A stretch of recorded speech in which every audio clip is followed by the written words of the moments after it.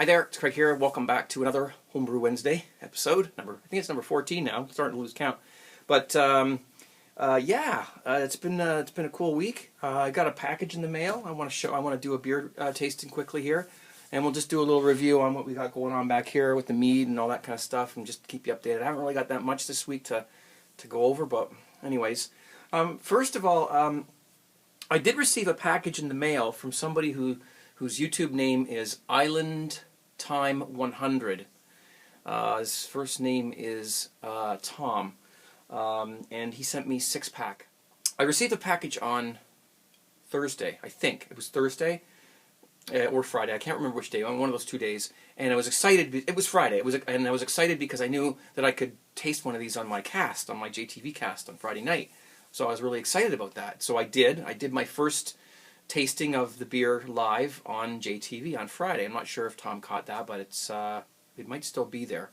And during the course of the rest of the weekend, I sort of enjoyed a few more of the beers. He sent me a 6-pack of this beer. It's a Samuel Adams cherry wheat beer. Beautiful beer. And because I've got 6 of them, I'll be able to do a couple of them on JTV. And I'll do one on YouTube as well during one of my Homebrew Wednesday videos or something like that. So there you have it. I just showed that off my computer screen because I'm doing this on my iPad, so I couldn't couldn't get the video from there to there. Anyway, and I obviously I've tasted it already, and so I can tell you it's a lovely treat. I don't have a lot of selection of goblets around, wine glasses, so I'm going to use this Pils glass. So I'm going to pour. Of course, it's going to be difficult this time for me. Can you see that? There we are. So it's because it's a wheat beer, you can see that it's a little hazy. Cherry part really comes through. You can actually, it smells like, those little jars of cherries that you put in your drinks, those real red cherries that you buy in the jar. It smells like that. But it's 5% alcohol. I really appreciate you sending this. I really do. It allows me the opportunity to try a beer that I haven't tried before, and it's the first time in a long time that I've actually been able to get some beer across the border. So you managed to get it, because it's FedEx and everything and all that. So and then let's give this a whirl. No further ado.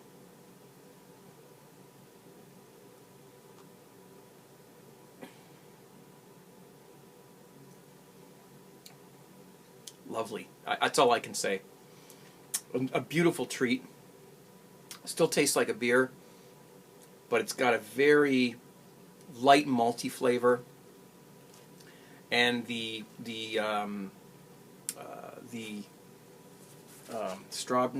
cherries, sorry, got those things mixed up. The cherry really does come through, but it's not overly sweet or anything like that. It just has a definite nuance of cherries, and it is very, very,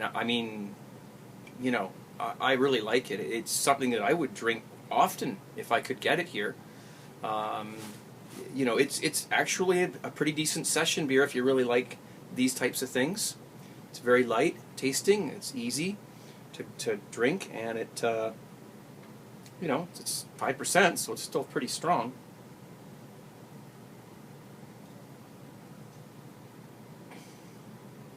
The worst part is that this is the last one.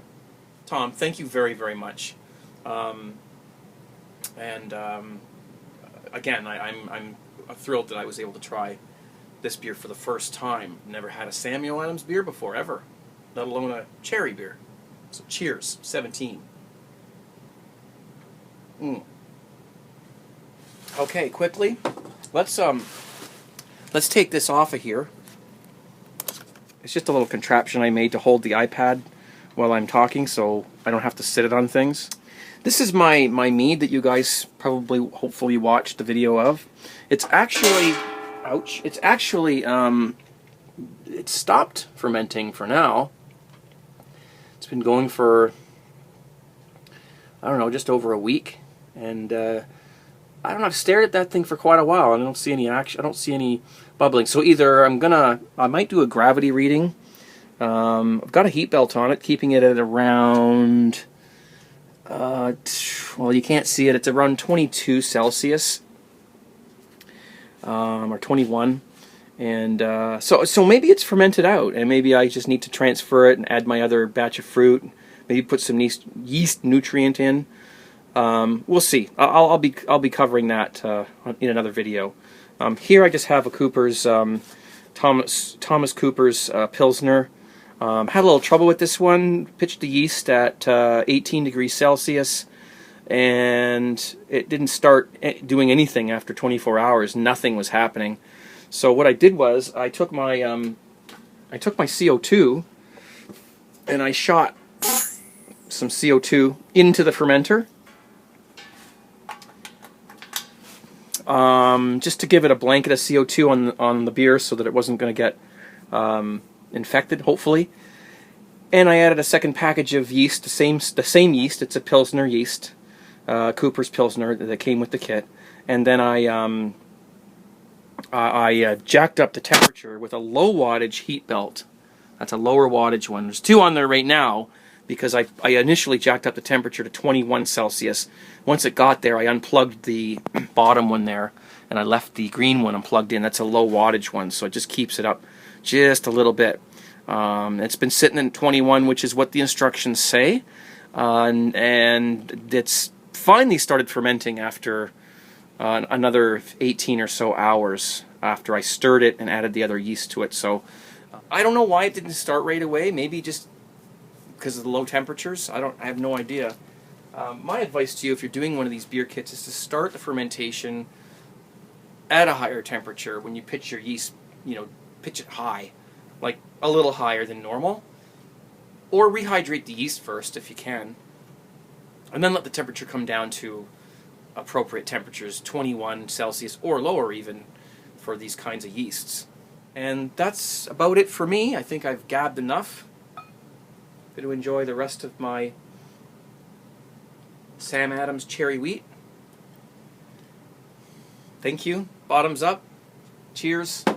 17. See you Friday, hopefully. And I'll be watching out for your Homebrew Wednesday videos. I don't really have any challenges this week for you. Maybe next week I'll think of something. Take care. Thanks for watching. See you later. Friday. I hope to see you guys there. Take care.